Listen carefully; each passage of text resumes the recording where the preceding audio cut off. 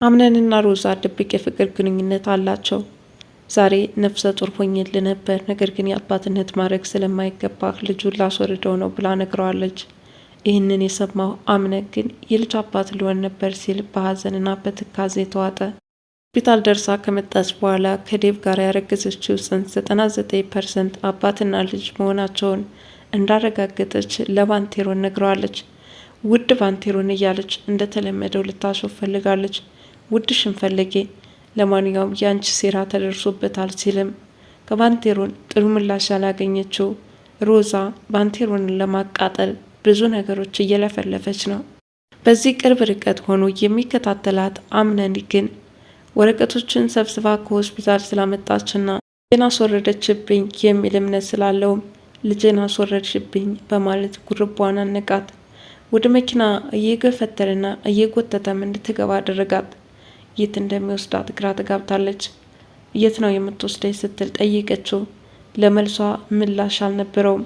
ይልቁንስ ቀጥ ብላ ወደሚወስዳት አቅጣጫ መጓዝ እንዳለባት ነገራት እንጂ። ከደቂቃዎች በኋላ ግን ሁኔታዎች ጨለምለም ብለዋል። ሆነ አደጋ ደርሶባቸዋል። ሮዛ ምን ሊገጥማት ይችላል? ምናልባትም ነፍሰ ጡር ስለሆነች ጽንሱ ሊወርድባት ይችላል። በተጨማሪም እሷንም ምናልባት ህይወቷን የሚነጥቅ አጋጣሚ ሊፈጠር ይችላል። አቶ መሰለም እቅዳቸው አልተሳካላቸውም። ከገጠር ድረስ ሉሊትን ፍለጋ ኮብልለው ቢመጡም ነገሮች እንዳሰቡት ግን ሊሄድላቸው አልቻለም።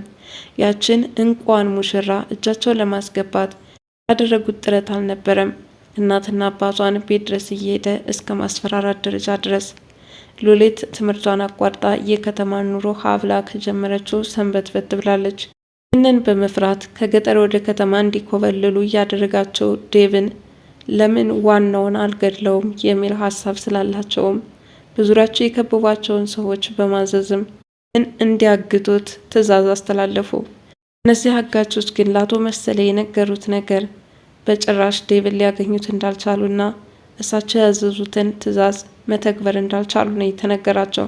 እሳቸው እንደ በፊቱ መስማት የፈለጉት ዴቭን ገድለነዋል፣ ሙሽራዋን ይዘናታል የሚል ነበረ። እናም ከዚህ ውጭ ምንም ነገር እንድትነግሩኝ አልፈልግም። ምን ማድረግ ካልቻላችሁ እመኑኝ እናንተም ቢሆን ከልጆቻችሁ ጋር አትገናኙም ሲሉ ዝተውባቸዋል። ምናልባትም በእነሱ ህይወት ላይ እርስ በርሳቸው እንዲጫረሱ ሊያደርጉበት የሚችሉበት ምክንያት ሊኖር ይችላል። ን በበኩሏ በጣም የልብ ስብራት አጋጥሟታል። እሱም እንግዲህ ዴቭን ከልብ የመነጨ ፍቅር ነው ያላት። በጣም ትሳሳለታለች፣ ታስብለታለች ሁሉ። የሮዛ ነገር ግን በተቃራኒው ነው። እንደውም ዴቭን ለማስገደል ብዙ ነገር አደረገች፣ እስካሁን አልተሳካላትም። አሁን በአቶ መሰል አማካኝነት አሳክቸዋለሁ ብላ ታምናለች። ይህንን ደስታ ለእናቷ ስልክ በመደወል ነግራታለች። እናቷ ለምን ልጄ በዚህ ልክ ጨካኝ ትሆኛለሽ? ዴቭ ተገድሎ እኛ ምን የምናገኘው ጥቅም አለ? የምንፈልገውን ጥቅም ልናሳካ የምንችለው የእሱን መሞት ሳይሆን እሱ እያለ በማስፈራራት ነው ብለው ያምናሉ። በዚህ ምክንያት የልጃቸው ውሳኔ በጣም አናዷቸዋል። ይህን ነበር አይደለም እንዴ ስትፈልግ የነበረው በማለት ጠይቃታለች። አይ እኔ የዴቭን መሞት በፍጹም አልፈልገውም በማለትም ለሮዛ ተናግራታለች። ይሁን እንጂ ከሔዋን አጠገብ ልጄ ያላባት ሊያድግ ነው እኮ ከዴቭ ነፍሰ ጡር ነኝ እያለች ለማስመሰል እየሞከረች ነው። የአስመሳዋ ማንነት ግን ሔዋን በደንብ ጠንቅቃ ታውቃለች። አሁን በዴቭም ሆነ በሉሊት ፍለጋ ተባብሮ ሊያግዛት የሚችለው ባንቴሮን ብቻ ነው። እናም አቶ መሰለን በሕግ ተከታትለው ወደ ፖሊስ ጣቢያ መውረድ እንዳለበት ነግረዋለች። ይህንን ካላደረግን በፍጹም ዴቭም ሆነ ሉሊትን በቀላሉ ልናገኛቸው አንችልም ብለዋለች። በዚህ ምክንያት የተለያዩ ሰዎች ጋር በመደወልም አቶ መሰለን ለመያዝ ጥረት እያደረገ ነው። ምንም እንኳን ዛሬ አጋጣሚዎች ምቹ ባያደርግለትም ነገር ግን ባንቴሮን የእውነት ወንድምነቱን አሳይቷል። የሉሊት ቤተሰቦች በምሽት ሄደው እቤት እንዳላደሩ፣ ምክንያቱም አቶ መሰለ እንደሚመጣባቸው ያውቃሉ። ስለዚህ ራሳቸውን ከጥቃት ለመከላከል ግዴታ እነ ሉሊት ቤተሰቦች ቤት ማደር እንደሌለባቸው ተመካክረው ተያይዞ በምሽት እንደወጡና ሌላ ቦታ ማደራቸውን ተከትሎ አሁን ላይ የሉሊት እናት መንገድ ላይ ምን አጋጠማቸው እያለች እየተጨናነቀች ነው። ሆኖም ይህንን ጭንቀቷን ለሔዋን ነግራታለች። ሔዋንም እስካሁን እነሱም ቢሆን ምንም አዲስ ነገር የሰሙት እንደሌለ ነግራለች። ሁለቱም አቅጣጫ ምንም አዲስ ነገር ስለነ ሉሊት የሰሙት ነገር ባለመኖሩ እነሱም ምን አጋጠማቸው እያሉ እየተጨናነቁ ይገኛሉ። ዛሬ እሳቸው የሚቀመጡበት ቡና ቤት ድረስ በመሄድ አቶ መሰለን ክፉኛ አስጨንቃቸዋለች። ካጠገባቸው የተቀመጠችው መጀመሪያ እብድ በመምሰል ነበረ። እሷን በጨርቅ ጠቅላ፣ ነገር ግን ካጠገባቸው ስትቀመጥም መሆኗንም አሳወቀቻቸው። አንቺ ነሽ እንዴ ሲሉ በድንጋጤ ጠየቋት።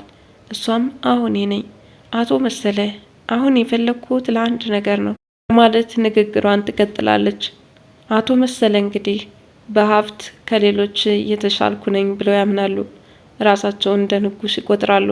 በአካባቢያቸው ዘንድ ሕዝብ የሚፈራቸውና እሳቸውን ተናግረው በኋላ እንደማይላቸውም ራሳቸውን ሰቅለዋል። በዚህ ምክንያት ነበረ የሉሊት ቤተሰቦች ጋር ገንዘብ በማበደር ዛሬ በልጃቸው መያዣ አድርገው ቆንጅየዋ ሙሽራ ልጅቷን ካሰጣችሁኝ ሲሉ በጣም አምባገነንና ሰብአዊነት የወረዳቸው ሆነውም ተመልክተናቸዋል። ለሔዋንም ያበድርካቸውን ገንዘብ እኔ እመልስልሃለሁ፣ ያቺ ቆንጅየዋ ሙሽራ ግን ከሷ ራስ ውለድ ስትል አስጠንቅቀዋለች። እሷን ከምተው ሞቴን እመርጣለሁ ሲሉም አቶ መሰለ ፈርጠም ብለዋል። ጥሎም ሙሽራዬን ገድለኸው ከሆነ እባክህን ስጠኝና አስከሬኑን አልቅሼ ልቅበረው ስትል አቶ መሰለን ጠይቀዋለች። እሱን እኔም እፈልገዋለሁ፣ ምክንያቱም አስከሬኑን ማቃጠል እፈልጋለሁ በማለት ለሔዋን ነግሯታል። የአቶ መሰለ ንግግር በጣም አናዷት የያዘችውን እሳት በላያቸው ላይ ልትጨምርባቸው ነበር። እጃቸውንም በመያዝ በጥፊ ልትደረግማቸውም እየቃጣቻቸው ነው። የተቻላትን ያህል ሰድበውና አዋርደው ያንን ሬስቶራንት ለቃም ትወጣለች። ከዛ በኋላ አቶ መሰለ ንዴታቸው የበለጠ ይጨምርባቸዋል። አሁንም ለባልደረቦቻቸው ስልክ በመደወል ግን አንገቱን ቆርጣችሁ አምጡልኝ፣ ይህንን ካላደረጋችሁ ወንድ አይደላችሁም ሲልም ዝቶባቸዋል። አቶ መሰለ ሰዎች ግን በጭራሽ ዴቭን ሊያገኙት እንዳልቻሉ ተናግረዋል። እንግዲህ ዴቭና ሉሊት የሆነ ቦታ እንደተደበቁ ያመላክታል። ጭራሽ ተገድለውልኛል ብለው በደስታ ሲጨፍሩና ምንም ነገር ባልተፈጠረበት ሁኔታ እቅዳቸውን እንዳሳኩ ሲወርቁ የነበሩት አቶ መሰለ ከባድ ራስ ምታት ገጥሟቸዋል። በጣም ሲፈርድባት አምነንን ለማናደድ የሄደችበት ርቀት ዋጋ አስከፈላት። ልጄን ለምን አስወረድሽው በማለት እየገፈተርና እያመነጫጨቃት ወደ መኪና ገልብጦ ከወሰዳት በኋላ ያጋጠማቸው ነገር ግን ለሁለታቸውም እጅግ አደገኛ ነገር ነው። በጣም ሁለት ከባባድ ነገሮች ሊያጋጥሟት ይችላሉ። አንደኛውና የመጀመሪያው ነገር የእሷ ህይወት ነው። ምክንያቱም ነፍሰ ጡር ከመሆኑ የተነሳ እንደዚህ ከባባድ አደጋዎችን ለመቋቋም አቅም ይሳናታል። በዚህ ምክንያት እሷም ልትሞት ትችላለች። የሮዛ ጽንስ ይወርድባታል። በዚህ ምክንያት ራሷን ስታ ሆስፒታል የምትገባበት አጋጣሚ ይፈጠራል። ለማንኛውም ሮዛ ክፋት አዙሮ ራስን ይበላል እንደሚባለው ሁሉ እያሰበችው ሳይሳካላት በስከ መጨረሻም ህይወቷን አደጋ ላይ እንዲወድቅ አደረገችው። ያው አላስፈላጊ መስገብገብ የህይወት መስዋዕትነትንም ሊያስከፍል ይችላል። እቅድ ዴቭ እንዲሞትላትና ሀብት ንብረቱን ወርሳ በሰላም መኖር ነበረ። ይህንን ለማሳካት የዳዊትን ነፍስ በግፍ ለማስነጠቅ ያልሄደችበት ጥረት የለም። በገንዘብ እስከ መደራደር እንዲሁም በትዳሯ ላይ እየማገጠች ብዙ ነገር አደረገችው። ዴቭ ግን የኋላ ኋላ አልጣለውም።